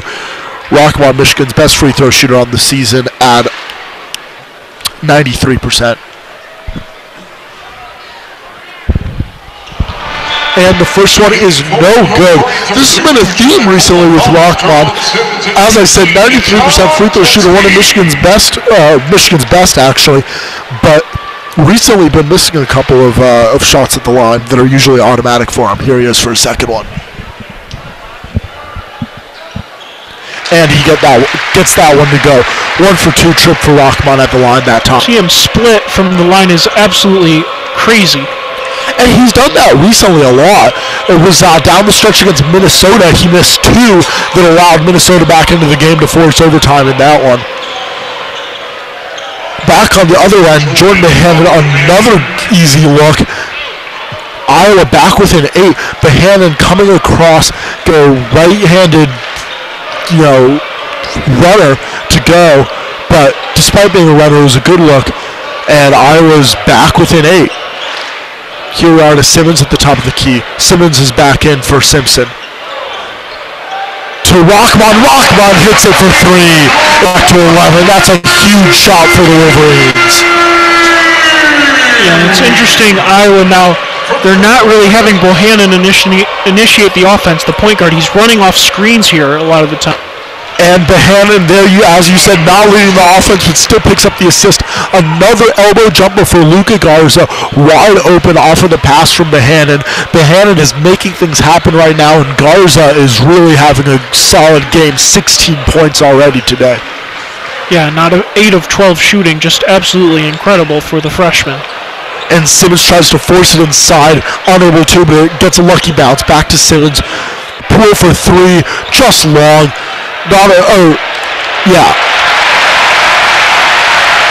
Michigan corrals the long rebound, though. It'll be Simmons again. Simmons to Robinson, back to Simmons. Simmons looking inside to Robinson. Robinson tries to get it inside to Wagner. Wagner's? Yeah. It's Teskey in there right now. Oh, that's Teskey, you're right. It's going to be... The foul there was on, the foul, that's what I was trying to see, is the foul there was on Tyler Cook down low on John Teskey on the entry pass. Yeah, so that's going to be with 11:31 to go here. That's the under 12-minute media timeout. Michigan's leading 49-40. Now, Michigan's still quite playing the same intensity that they were in the first half, but it's starting to get a little bit better here. It's really Iowa's just starting to make shots that they weren't making in the first half. Well, yeah, you said the intensity is picking back up, but the quality isn't, especially on the offensive end. Earlier at the under-16 timeout, we were talking about how the defensive intensity wasn't there. The defensive intensity has been solid, although Jordan Hannon and Luka Garza are really making plays for the Hawkeyes. But on the offensive end, Michigan's just not getting good looks. You've seen Charles Matthews put up a couple forced shots that aren't good looks, a couple contested threes. Jordan Poole took one a minute ago from the NBA range. That wasn't a good look. Abdul Rahman had a good look from three that he hit. That was a huge shot to at the time put the lead back up to 11. It's down to 9 now, 49-40. But that was one of few good looks for the last 4 or 5 minutes from the Wolverines. They're trying to get those threes that are the staple of the John Beilein offense, but they're being contested from three, and they're just putting up bad looks, whether it's Wagner, whether it's Robinson, whether it's Poole now's in the game. Yeah, and I'd love to experiment a little bit more with the lineups. He's getting a lot of minutes here to Simmons, who, again, playing his best game of the season so far, but I'm surprised to see Brooks not getting any minutes. He was a guy that started quite a few games at the beginning of the year. Just try something a little bit different here for Michigan. Just not a lot of smart basketball going on for sure. I would think you would just try to bring out some fresh faces just to give maybe a teaching moment to some of the Wolverines here. Yeah, well, you mentioned that I don't know that we're yet in the, only a 9-point game with 11 minutes left. We're not yet in the territory where teaching moments are the focus of this game. Right now, Michigan really needs to ensure that this game doesn't get any closer, because if it does, it's going to be a scary situation coming down the stretch for Michigan. They're really going to need to hit their threes. They were 7 of 20 in the first half. That's 35%. That's all right, but now they're 1 of 4 in the second half, and those 3 that they've missed have not been good looks. And that's been a consistent problem for Michigan recently. Since that huge win at Michigan State on January 13th, their 2 games at Purdue and at Wisconsin, where they're 22 of 43 combined from 3, they're shooting 29% from beyond the arc since January 13th, excluding those 2 games. And that's just not good enough for a team that leads the Big Ten in 3-point percentage.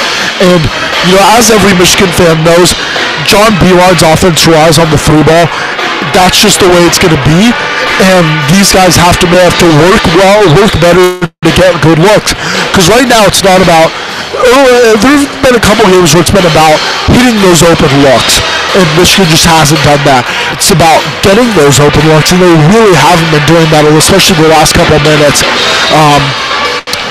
So we'll see with Jordan Poole in the game if they can try to get some open looks. Jordan Poole, Isaiah Rivers got a young lineup here in Duncan Robinson, a 3-point Duncan Robinson and Jordan Poole both in the game, along with Muhammad Ali, Abdul Rahman. And we're back with 11:30 to go here at the Crisler Center. Michigan leading 49-40. Yeah, interesting. Beilein going with the Muhammad Ali, Abdul Rahman, and Jordan Poole backcourt. Hasn't got a lot of runs so far in this game, but it's something that excites a lot of Michigan fans. Another contested 3 that time, but Duncan Robinson gets it to go. That was NBA range from Robinson. Man in his face, Robinson just knocked it down. Huge shot there from Duncan Robinson to get the crowd back on their feet, get the crowd going. Back on the other end, Luka Garza with that elbow jumper again. That's his 4th of the half, and he's 3 of 4 on those. Michigan has to look out for those. There's been 6 just automatic points for Garza. He's been hitting that shot with ease, and Michigan is just letting him have it. Robinson again from 3. Duncan Robinson, another huge shot. That one a better look on the. And wow, Duncan Robinson has really been having a game. 15 points tonight. And that was just an absolute heat check early in the shot clock. As soon as he touched that, he knew he was throwing that one up, and my, what a game here for Duncan. Iowa, back to being Iowa basketball. Nicholas Baer has the ball. Garza inside, tries to pass it to Baer, but Garza loses the handle. Michigan corrals it. Jordan Poole takes it across. No, that's, Poole. Back to Robinson for 3 again. Duncan Robinson! Oh my God! 6 for 9 from 6 for 8 from 3, 6 for 9 from the field. Robinson is having a game tonight, folks. 58-42 Wolverines, and Duncan Robinson has been absolutely killing it for Michigan. 3 3-pointers in a row, that same spot on the left wing. Jordan Poole took it across, didn't have anything on the outside, kicked it out to Robinson, just hitting everything he takes. 6 for 8 for Duncan. And not only has he been just incredible from the three-point line, but continuing to play just incredibly on the defensive end. Right there, what set up that offensive possession was Duncan getting around, getting that loose ball after Teskey jarred it loose from Garza, and just absolutely just playing out of his mind as Duncan Robinson. He's just all over the place, and I can play this well defensively. I mean, obviously we know he can shoot the three-pointer, maybe not quite like this, but it's really been his contributions on the defensive end that have set him apart this game.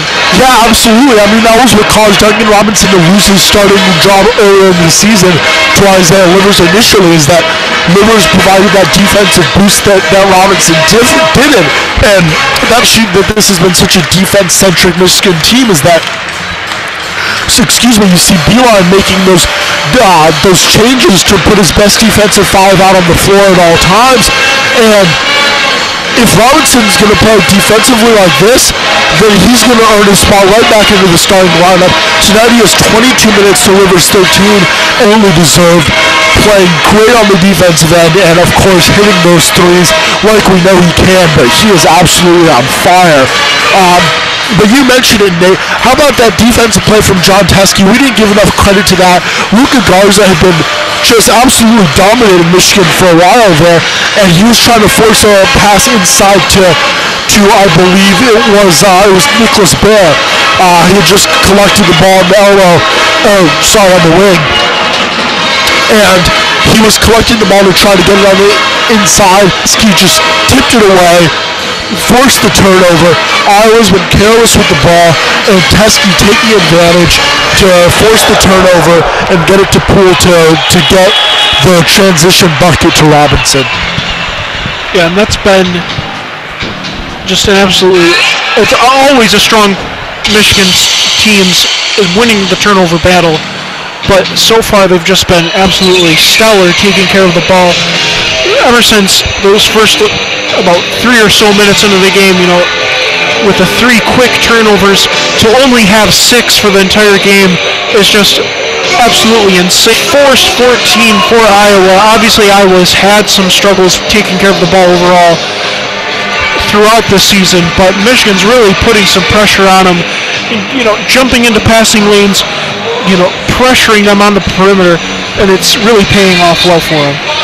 Yeah, and you mentioned the lack of turnovers since that opening stretch, and that's major credit to Jerron Simmons, who only has 1 turnover to 4 assists so far, compared to Xavier Simpson, who's usually so sure-handed with the ball, has 3 turnovers, and I think that's why we've been seeing Beeline either go with a no true point guard lineup like we have on the floor right now, or utilizing Simmons more than we've seen really all season.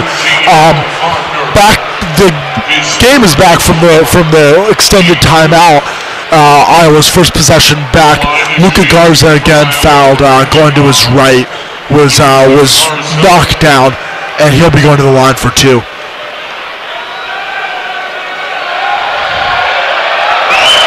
He's got the Michigan band right behind him. They're really trying to pull out all the stops to make him miss. Despite that, Garza hits his first one. Garza, a 66% free throw shooter on the season. Steps to the line for his second and gets it to go. No problem for Garza. He's up to 20 on the day. What a game he is having. The Gatorade Player of the Year in Washington, D.C. last year, in a city full of rich basketball talent at some of the best high school basketball teams in the country. But Luka Garza winning the Gatorade Player of the Year, and he's showing why so far this season with two Big Ten Freshman of the Week awards.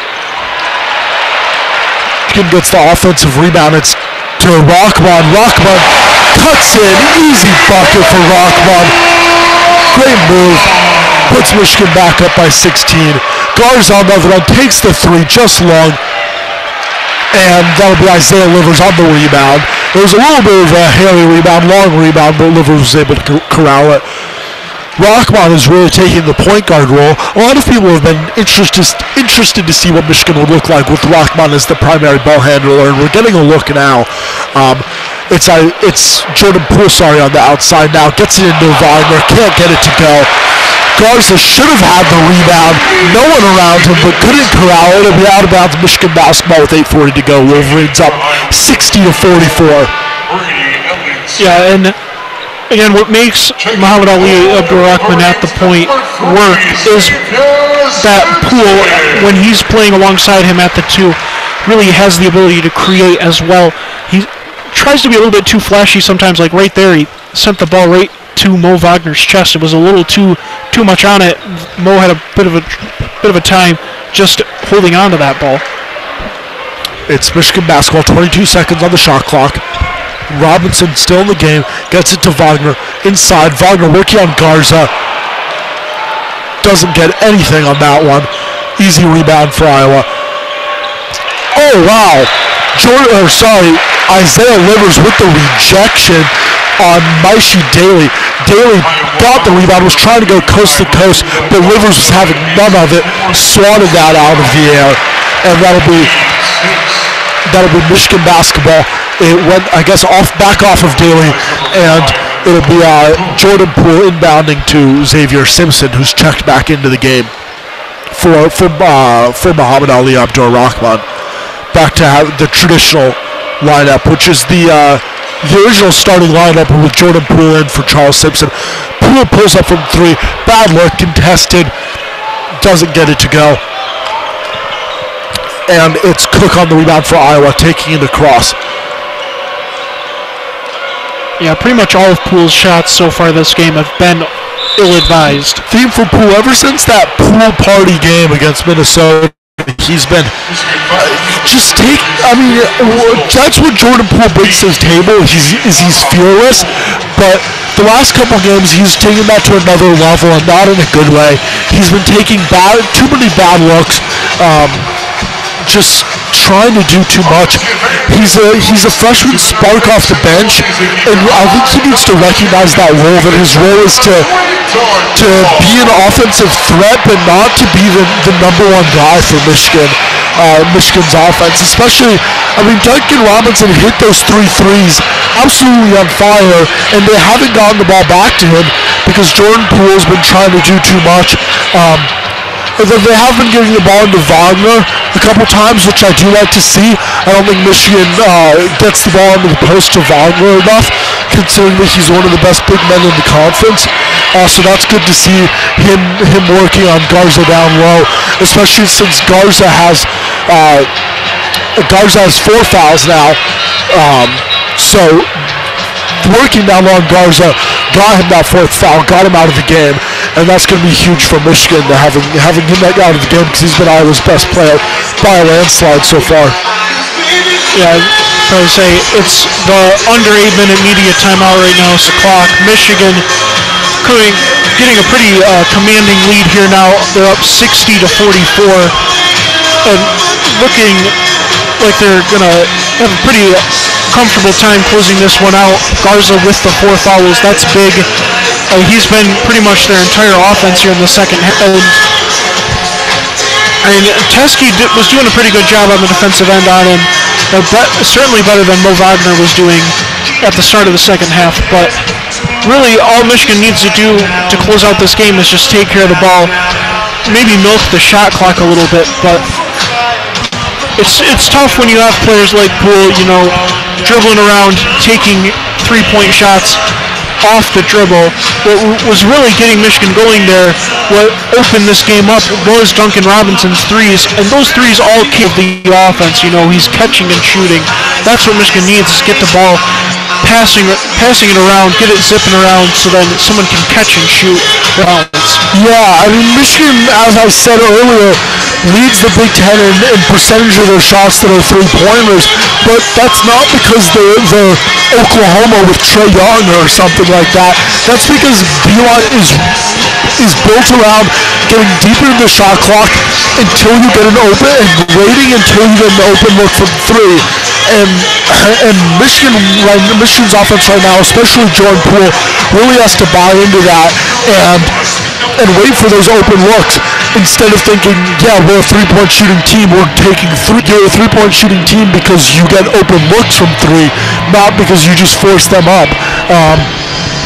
So as you said, the threes have to be in the rhythm of the offense, like those ones from Robinson. And that's, Duncan Robinson's been hot, but the quality of the looks is another huge reason why he was hitting those. While we're back here at the Crisler Center, Michigan leading 60-44. And it's going to be Michigan basketball. Iowa got the ball out of the timeout.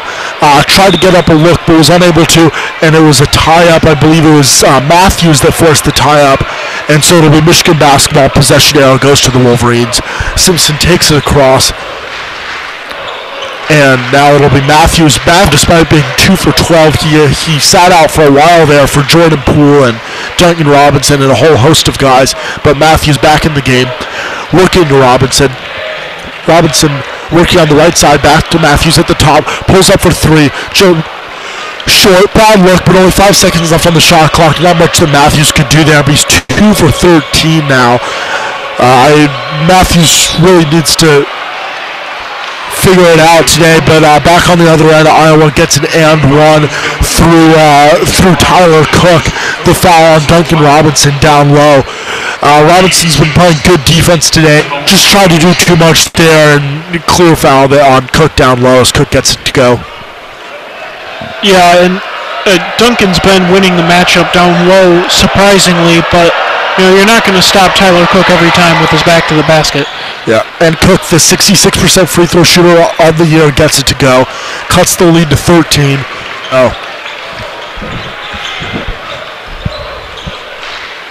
Simpson takes it across, hands it to Rockmon. Rockmon trying to get inside, out to Matthews. Matthews to Robinson on the perimeter. Back to Matthews. Matthews trying to get inside, out to Simpson. Easy, wide open three, but can't get it to go. Teskey with the rebound, kicks it out to Rockmon. Rockmon hits the three to extend the lead back to 16 for the Wolverines. There it is, your three-pointer in the flow of the offense instead of just a pull-up bad look. And what do you know, Rockmon hits it. Yeah, and Rockmon just really being overshadowed here by Duncan Robinson. He is having an excellent game as well. 15 points and 7 assists now for him. Although, back to Robinson, that's it. He just committed on the other end his fourth foul on Tyler Cook again. So Cook will be going to the line for 2. Robinson will probably have to come out of the game. Yep, Livers is going to be checking in for him as Robinson has 4 fouls here. Cook misses the first one. But yeah, that was back possessions on Duncan Robinson, so he'll have to come out of the game. Yeah, the crowd gives Robinson a pretty nice round of applause as he comes out. Really appreciating this game he's had. And Cook gets the second one to go. Cuts the lead to 15. And on that last possession, you saw Xavier Simpson miss a wide open three. I really don't understand it. We were watching pregame shootout, or even before the pregame shootout, Simpson was out working on his free throws and 3-pointers, and his form looks great. He was hitting everything when he was just practicing, and now he can't hit wide open looks in the game as John Teskey gets a second chance basket for Michigan to extend the lead to 17. That's the biggest lead of the game for the Wolverines. Yeah, and Simmons getting some significant playing time here tonight. Simpson has 18 minutes so far, and he's only attempted 1 shot. Meanwhile, Iowa with their 15th turnover of the game. That was Cordell Pemsel trying to feed the ball inside, just unable to. Iowa's done that so many times today, trying to feed an ambitious pass inside, unable to, and it's their 15th turnover. Really not taking care of the ball well, Fred McCaffrey's team. as Rockman tries to cut inside for a layup and is fouled. He'll be going to the line for 2, trying to extend the lead to 19 here for the Wolverines with 5:33 to go. And it's looking like the Wolverines have this one in the bag, avoiding what would be a catastrophic loss. Rockman, 93% free throw shooter.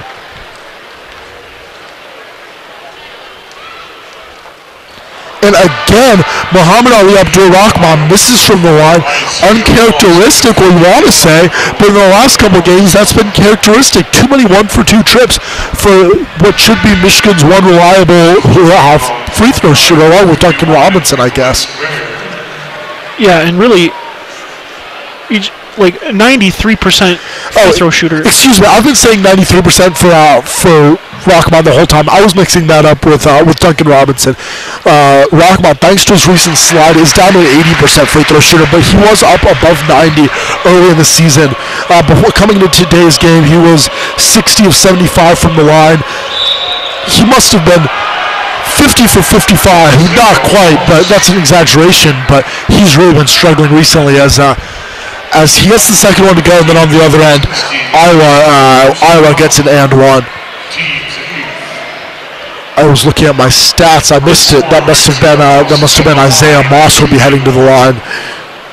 Isaiah Moss, an 87% free throw shooter for the Hawkeyes, and gets it to go. Yeah, now Iowa has been getting some success here, just going to the rim. Something they kind of fell out of. Now it's a little too late at this point, but really they're starting to pick something up here on the offensive end by just attacking the rim. Well, yeah, they brought Garza back into the game after the lead extended to 19, and he's been working on Teskey down low, getting too many good looks. But Michigan basketball, Matthews cuts inside, fouled on the drive. Matthews will be heading to the line for 2. And interesting now, the Iowa defense is going with a 1-3-1 zone. Now they've been playing the 2-3 for most of this game, 1-3-1, trying to get some more pressure, force some turnovers, maybe, just maybe, playing their way back into this game. Well, that'll be a tall task, down 15 with 5 minutes to go, but Matthews at the line. Oh my God, that first one was nearly an air ball, just barely hit the front of the rim. You're seeing why he's a 54% free throw shooter with that one. Matthews Matthews preparing for his second shot now.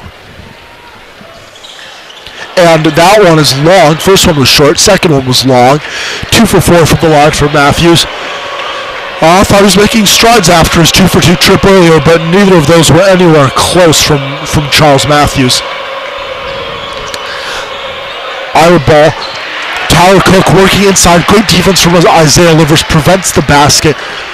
Michigan ball, tried to push it out in transition, but unable to. Muhammad Ali Abdur-Rahman takes it out instead of Xavier Simpson. Now hands it off to Simpson. Simpson hands it off to Matthews. Teskey sets a ball screen. Matthews working inside. Out to Livers on the perimeter to Simpson. Simpson driving in. Simpson dishes out to Rockman. Rockman for 3. No good. Garza curls the rebound. Jordan Mahanan taking it across. 66-51, 4 minutes to go here at the Crisler Center. Mahanan working inside. Gets that to Nicholas Baer. Nicholas Baer working on Isaiah Livers. Gets it to go. Down to a 13-point game. Rockman again taking it up instead of Xavier Simpson. Now hands it to Simpson, who will take it across halfway. Simpson working on Mahanan, back to Simpson. Teskey sets another ball screen. Simpson inside to Matthews for the dunk. And that will extend the lead back to 15. Charles Matthews up to 8 points on the day, now 3 of 15 from the field. Yes, by Simpson just caught the Iowa defense sleeping there as Matthews got the backdoor cut for an easy dunk. Yep, and Mahanan takes a long 3, no good. Desperation time for the Hawkeyes with 3 minutes to go, down by 15. And Teskey corrals the rebound, tosses it up to Simpson, who will just dribble by the logo to milk the clock down with 3 minutes to go here at the Crisler Center. Michigan's going to barring some wild circumstances, get a double-digit win. Much needed going into the Ohio State game on Sunday. Rockmond pulls up from 3 with the shot clock running down, no good. Bohannon takes it across for Iowa, cutting into the paint to Moss. Cook, and Cook hits the jumper to cut it to 13. Yeah, and Cook just has been struggling this entire game. It still ends up with 10 points, 8 boards. You wouldn't tell he has those numbers just watching this game. He has really struggled. And once again, Simpson dribbling the clock down to 10. Tries to split the Hawkeye defenders. Gets it into Wagner. Wagner foul and one. 70-52. And that'll send the Crisler crowd to the exits as we hit the under 4 timeout. It's 70-55, 2:07 to go. It'll be an easy win for the Wolverines. Mo Wagner, that'll put him up to 16 points on the game for a chance to make it 14 points with a chance to make it 15. Yeah, and here now with 2 minutes to go, Michigan up 15 over. Again, Mo Wagner's going to be up here at the line. This has been pretty nice performance from Michigan. I think the Ken Palm projection said Michigan should win this one by about 11, which beat that total, and it's really been because of their defense. Just absolutely incredible work by Duncan Robinson and Mo Wagner. Neither are really the strongest defensive players for the Wolverines, but they've really been kind of outperform capabilities here so far. Yeah, and credit to Xavier Simpson and Gerard Simmons, who have really shut down Jordan Bohannon. Only has 7 points on shooting 3 of 5 from the field today in 33 minutes. Jordan Bohannon, one of Iowa's biggest threats, with 13.6 points on the season, but really not much of a factor today.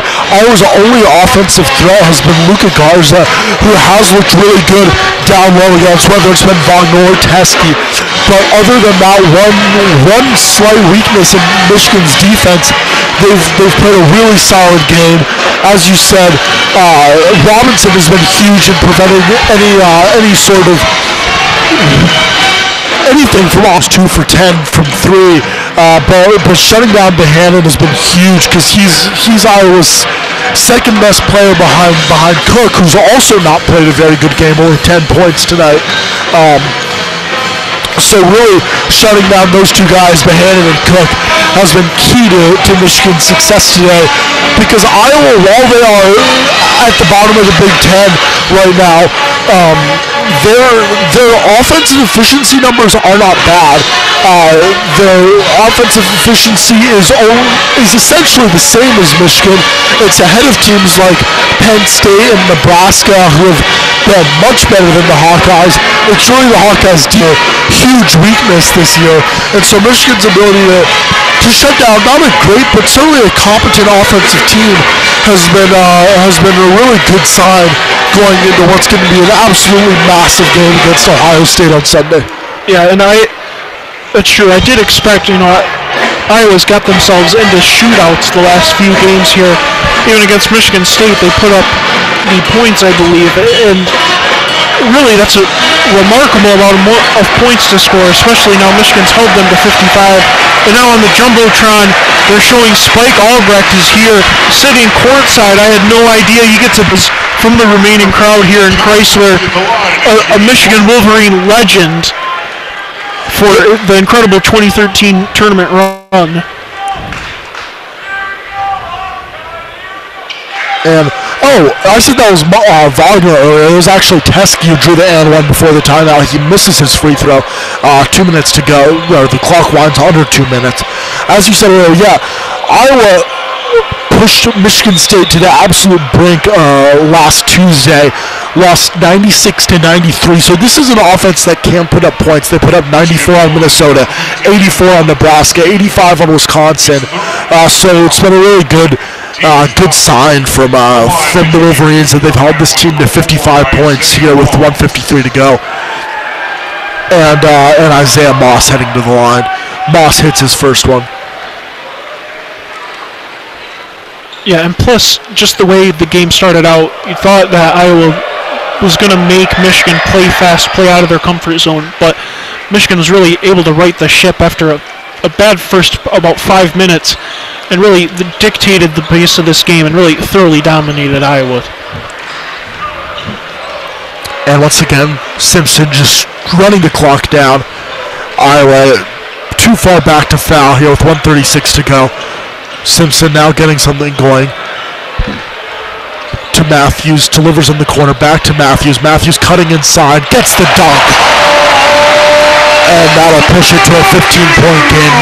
Gotten 2 dunks in the last couple minutes to give himself a respectable game. Started 2 for 14 from the field, now up to a respectable 4 of 16 into double digits with 10 points. 8 rebounds, 2 for Charles Matthews, and he's been good on the defensive end. So despite the shooting woes, good signs from Charles Matthews as John Teskey strips Luka Garza on the other end.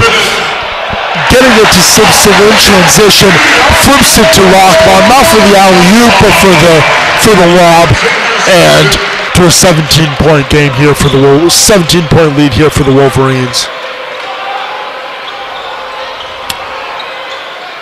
Garza jumper, doesn't get it to go.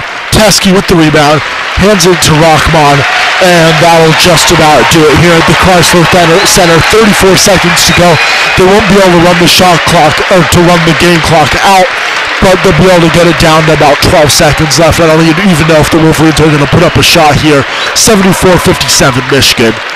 Well, Moss was pressuring Muhammad Ali up top. I don't know. I think Michigan might take that a bit personally. Yeah, here's Charles Matthews working on the Teskey from the elbow short, almost airballed it, and I will go up for the last possession. And Garza gets the dunk with 4.7 seconds left. 74-59. Simpson will dribble out the clock. 74-59 will be your final. Here from the Crisler Center, Michigan extends their record to 21-7, 14-1 at the Crisler Center, 10-5 in conference. Another double-digit conference wins total for the Wolverines, who just keep putting up impressive season after impressive season.